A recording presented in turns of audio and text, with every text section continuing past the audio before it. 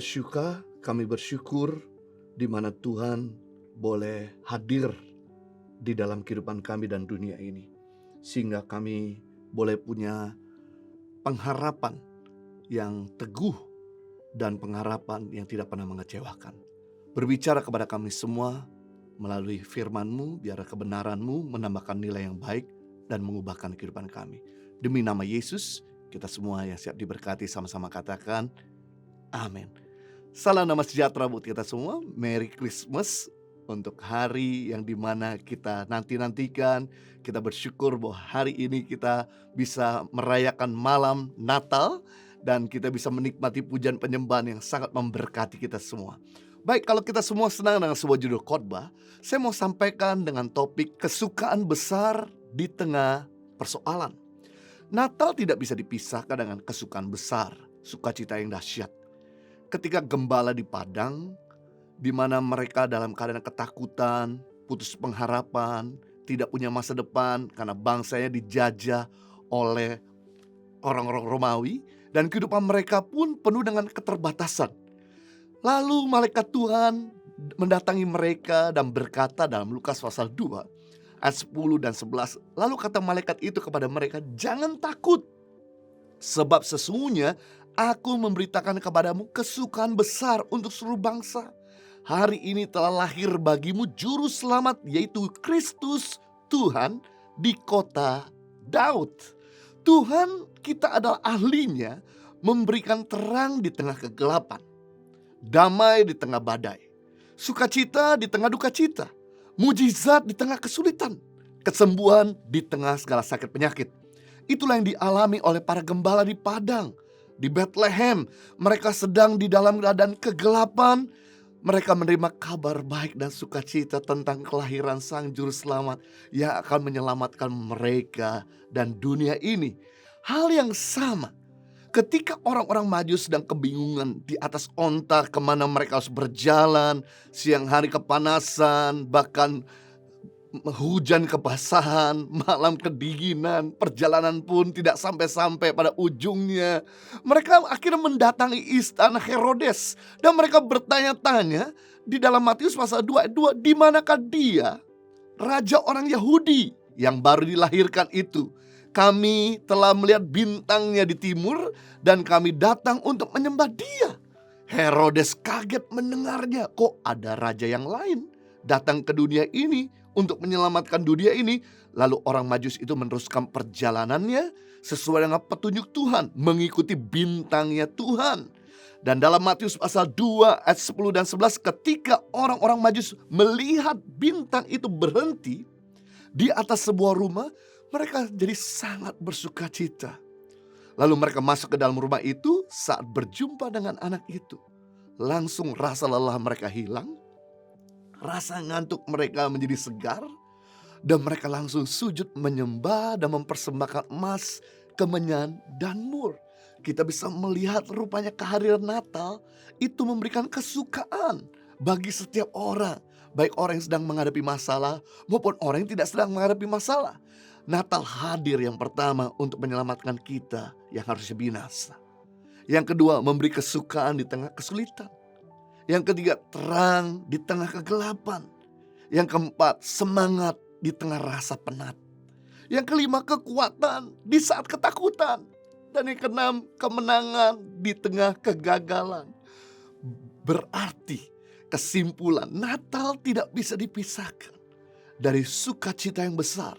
Kedatangan Tuhan atau kehadiran Tuhan membawa sukacita yang besar buat kita semua. Namun masalahnya, kenapa Natal demi Natal, perayaan demi perayaan yang kita lalui, tetap kita masih menghadapi persoalan demi persoalan. Sementara tagihan hutang kartu kredit belum dibayar, kondisi ekonomi masih jauh daripada kesejahteraan, bisnis masih sedang lesu, sakit saya juga tidak ada kunjung sembuh. Saya mau beritahu bahwa kesukaan besar bukan berarti tidak pernah melewati persoalan hidup. Justru kabar baik ya, di tengah masalah dan persoalan hidup, Tuhan akan hadir, memberikan sukacita dan kemenangan bagi kita. Itu disebut dengan Natal. Bagaimana kita bisa mengalami kesukaan di tengah masalah. Nah, saya mau bagi kepada kita semua ada 3 alasan kita bisa menerima kesukaan besar di tengah persoalan. Yang pertama, karena kuasanya tidak terbatas. Banyak hal-hal yang mustahil dan tidak masuk akal terjadi di dalam Natal. Sebagai contoh Lukas pasal 1 ayat 26, dalam bulan ke-6 Allah menyuruh malaikat Gabriel pergi ke sebuah kota di Galilea bernama Nazaret, kepada seorang perawan yang bertunangan dengan seorang yang bernama Yusuf dari keluarga Daud. Nama perawan itu adalah Maria. Ketika malaikat itu masuk ke dalam rumah Maria, lalu ia berkata, "Salam hai kamu yang dikaruniakan, Tuhan menyertai engkau." Wow, pada bulan ke-6. Nah, bangsa Yahudi merayakan tahun baru itu di bulan September. Jadi bulan pertama bagi orang Yahudi itu bulan September. Nah, malaikat Tuhan tuh datang di bulan ke-6. Berarti September tambah 6 kira-kira jatuh di bulan Maret menurut kalender yang kita pakai atau kalender Romawi. Nah, wanita itu hamil butuh waktu 9 bulan. Jadi bulan Maret tambah 9 itu jatuh di bulan Desember. Jadi betul-betul tepat Yesus lahir di bulan Desember. Nah, ini mujizat Natal pertama. Ketika ada seorang wanita mengandung bukan karena laki-laki tapi karena Tuhan. Natal bercerita bahwa kuasa Tuhan tidak pernah terbatas. Kuasa Tuhan tidak bisa dibatasi oleh kelemahan fisik seseorang ataupun masuk akal atau tidak masuk akal kita. Jadi jangan pernah batasi kuasa Allah, karena kuasanya tidak terbatas dalam hidup kita. Karena kuasanya tidak terbatas, jadi tidak ada alasan bagi kita untuk lari dari Tuhan, kecewa sama Tuhan atau mundur sama Tuhan. Justru sebaliknya, di tengah masalah dan tantangan kita harus semakin mendekat kepada Tuhan, semakin bergantung kepada Tuhan. Maka kita akan mendapatkan pertolongan yang tidak pernah terlambat, mujizat yang dahsyat. Di bulan Desember ini kami harus memikirkan untuk membayar THR dan gaji untuk staf Impact Community Indonesia dan Tangan Pengharapan, serta guru-guru Tangan Pengharapan. Guru aja ada 160 yang kami tempatkan di Pedala Indonesia, belum lagi staf. Di bulan ini juga ada banyak pengeluaran yang harus disalurkan untuk memberikan bantuan, bahkan juga program-program yang sudah berjalan. Sedangkan donasi tidak menetap naik turun. Saya hanya cuma bisa berdoa kepada Tuhan yang tidak terbatas. Dan kami tetap transfer gaji dan semua THR kepada mereka semua. Sebagai hasilnya, mujizat terjadi. Ada beberapa orang yang tidak pernah kami ketemu, mereka kontak dan kejar kami, meminta nomor rekening gereja dan yayasan, sehingga semua kebutuhan bisa tercukupi dan kami bisa terus menolong banyak orang. Allah kita adalah Allah yang sungguh besar. Dia Allah yang tidak bisa dibatasi oleh otak kita yang kecil. Untuk meraih mujizat, kita perlu berjalan bukan karena melihat tapi percaya. Melangkah dengan iman bukan karena perasaan atau logika. Yang kedua, alasan kita menerima kesukaan yang besar di tengah persoalan karena rencananya tidak pernah gagal. Natal itu berbicara tentang rencana Allah yang sempurna. Ribuan tahun sebelum Yesus lahir, Yesaya sudah bernubuat bahwa seorang putra akan diberikan untuk kita. Dalam Yesaya 9 ayat 5, sebab seorang anak telah lahir untuk kita, seorang putra diberikan untuk kita. Lambang pemberian ada di atas bahunya, dan namanya disebut seorang penasihat yang ajaib, Allah yang perkasa, Bapa yang kekal, Raja damai. Wah, di tengah-tengah bangsa Israel sedang ditawan di Babel, mereka tiba-tiba mendapatkan pesan Tuhan bahwa mereka akan mengalami di mana ada Raja damai.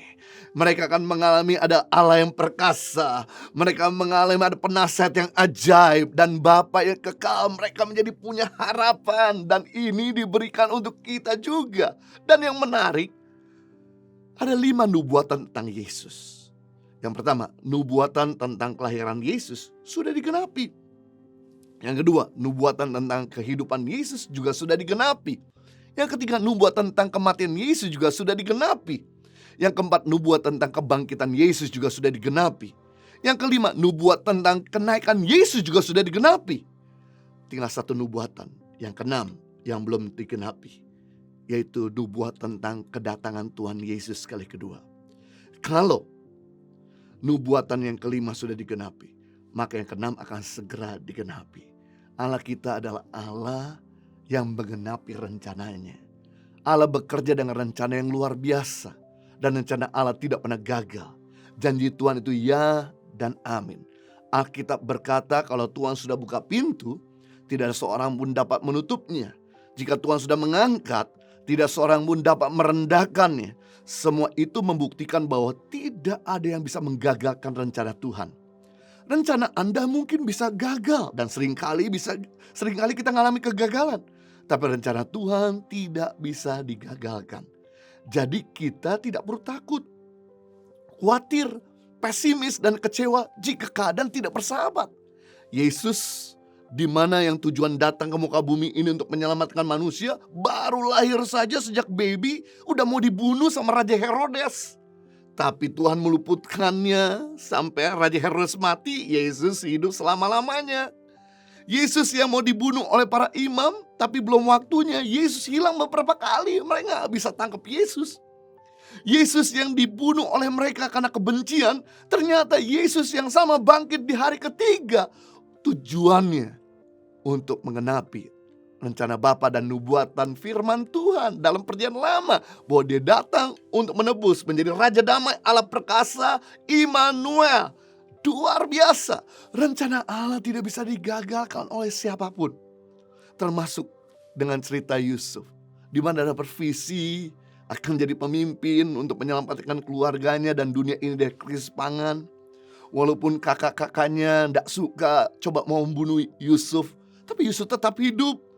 Walaupun dia dibuang di sumur, dijual jadi budak, dia tetap hidup. Malah dipromosikan oleh keluarga Potifar, bekerja di sana, tapi juga dijebloskan sama Potifar dalam penjara. Justru di situ Yusuf tetap bergaul sama Tuhan. Dan apa yang terjadi? Semakin orang jahat sama Yusuf, semakin Tuhan menyatakan kebaikannya. Semakin orang merendahkan Yusuf, semakin Tuhan mempromosikannya. Akhirnya visi itu terjadi. Yusuf jadi pemimpin besar, dan Yusuf menyelamatkan keluarganya dan dunia dari krisis pangan. Nubuatan itu tergenapi. Tidak ada yang mampu menggagalkan rencana Tuhan. Itu sebabnya jangan down sama orang-orang jahat sama kita. Jangan kecewa sama mereka. Terus ampuni, terus berkati. Apapun kesulitanmu, sakit penyakitmu, kekuranganmu, kegagalanmu, tidak pernah menggagalkan rencana Tuhan yang baik dan sempurna dalam kehidupan kita. Sebagai contoh, Musa pernah mengalami kegagalan, di mana dia pernah membunuh orang Mesir, dan dia lari dari Mesir ke padang gurun. Visinya mati 40 tahun di padang gurun, hanya cuma mengembalakan kambing domba. Bagaimana mau jadi pemimpin kalau cuma kerja yang mengembalakan kambing domba? Tapi ketika Tuhan pulihkan, dia jadi pemimpin besar bangsa Israel yang paling spektakuler, bikin mujizat yang aneh-aneh. Daud pernah mengalami kegagalan, yaitu jatuh dalam dosa. Tapi apa yang terjadi ketika Daud bangkit? Tuhan pulihkan dia, dan dia tidak melakukan kesalahan sama. Justru dari Daud lahirlah sang juru selamat. Petrus pernah gagal juga, yaitu menyangkal Yesus dan tinggalkan Yesus. Udah meninggalkan Tuhan, udah murtad. Tapi Petrus kembali sama Tuhan. Tuhan pulihkan dan menjadi rasul yang paling melakukan banyak mujizat. Jadi tidak ada seorang pun yang sanggup menggagalkan rencana Tuhan dalam kehidupan kita. Itulah Natal. Yang ketiga, alasan kita tetap menerima kesukaan yang besar di tengah persoalan. Karena demi kasihnya, ia rela melakukan apa saja untuk kita. Wah, dahsyat. Karena kita, Yesus adalah Tuhan, rela tinggalkan surga, datang ke bumi, lahir di Bethlehem, kota kecil bukan kota besar, agar semua orang kecil dan besar bisa berjumpa dengan dia. Karena kita, Yesus tinggalkan singgasananya, kursi kerajaannya, lahir di kandang domba, bukan di istana raja, agar semua orang bisa bersahabat dengan dia. Karena dia, Yesus adalah Raja segala raja, rela untuk bisa dibaringkan di palungan, bukan di spring bed. Palungan itu tempat kasih makan hewan yang kotor dan jorok, bau, agar orang-orang kotor bisa dilayakkan oleh dia. Karena kita, Yesus rela berkorban dan mati, supaya kita harusnya binasa beroleh hidup yang kekal. Amazing, dia menyelamatkan kita bukan karena kita baik, Tetapi karena Tuhan tahu kita sedang menuju kepada kehancuran, kebinasaan, demi kasih-Nya, Dia rela lakukan apa saja untuk kita, agar kita selamat, agar kita dipulihkan, agar kita diberkati. Kalau hidupnya saja Dia berikan, apalagi berkat-Nya, mujizat-Nya, kesembuhan, penghiburan, mudah untuk Dia berikan untuk kita. Jadi kita belajar hari ini, ada 3 alasan kenapa kita tetap menerima kesukaan yang besar di tengah persoalan. Pertama, karena kuasa-Nya yang tidak terbatas. Yang kedua, karena rencana tidak pernah gagal. Dan yang ketiga, karena demi kasih-Nya Ia rela melakukan apa saja bagi kita. Saya percaya Natal ini akan memberikan warna dan semangat yang baru dan sukacita yang besar memerintah di hati kita. Mari kita berdoa. Bapa di surga, terima kasih untuk firman-Mu yang telah menginspirasi dan menolong kami semua, sehingga hari ini kami benar-benar bersyukur bahwa Natal memberikan terang, memberikan harapan, memberikan terobosan. Karena kuasa Tuhan tidak terbatas, karena rencana-Mu tidak tergagalkan. Karena demi kasih-Mu, maka Engkau akan melakukan apa saja untuk kami. Sehingga kami boleh mengalami di mana di Natal ini dan Tahun Baru ini, yaitu sukacita yang besar, damai sejahtera yang dahsyat memerintah di hati kami. Sehingga kami makin optimis menghadapi hari-hari ke depan. Demi nama Yesus, kita semua sudah diberkati, sama-sama katakan amin.